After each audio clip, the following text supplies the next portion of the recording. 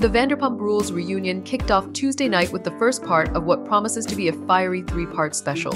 When the cast gathered 1 year after Scandal, former partners Ariana and Tom Sandoval finally sat in the same semicircle and addressed each other's presence for the first time since last season's reunion. The trailer for the annual post-finale sit-down had teased that twists would be in store when the main cast filmed in Los Angeles to hash out the events of season 11, which began filming shortly after last year's Scandal season had wrapped. The finale, which aired May 7th, ended on an explosive note when Maddox exited a cast event early after refusing to film with Sandoval, who had approached her for an attempted filmed apology. The exes communicate via a third party and have not directly filmed together all season.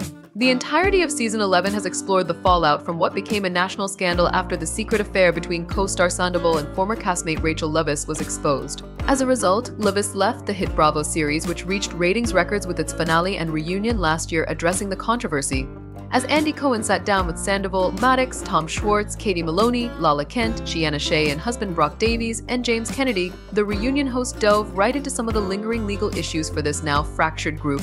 One of the biggest storylines that fascinated viewers this season was that Sandoval and former partner Maddox were cohabitating under the same roof following their explosive split over the Scandal affair. Maddox previously filed a petition action to force the sale of their $2 million home. During the reunion, the former partners said they legally could not talk about whether or not the house is going up for sale. But Maddox, who has reportedly purchased a new home in LA, did say, "I've been in an Airbnb and then living in New York. At the current moment, no, I'm not living there. I did not spend the night there last night." Sandoval also responded to accusations that have been leveled against him from Leviss.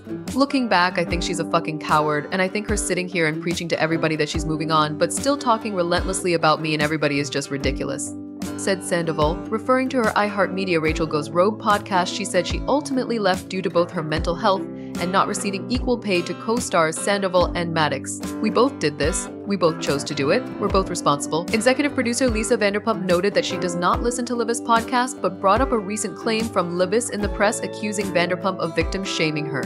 That prompted Cohen to ask Sandoval about Leviss claiming that he groomed her. "I do feel like I have been groomed because I was in a very vulnerable state of mind," she said on a recent podcast episode. Sandoval called that beyond fucking slander, and when he argued that it implies pedophilia, Kent stepped in to correct him. "It's taking someone who is younger than you and more impressionable than you, and someone who is at a higher level of power than the other person," she said. To which Sandoval replied, "Well, guess what? I was very impressionable when she took all of her clothes off and jumped in my fucking pool."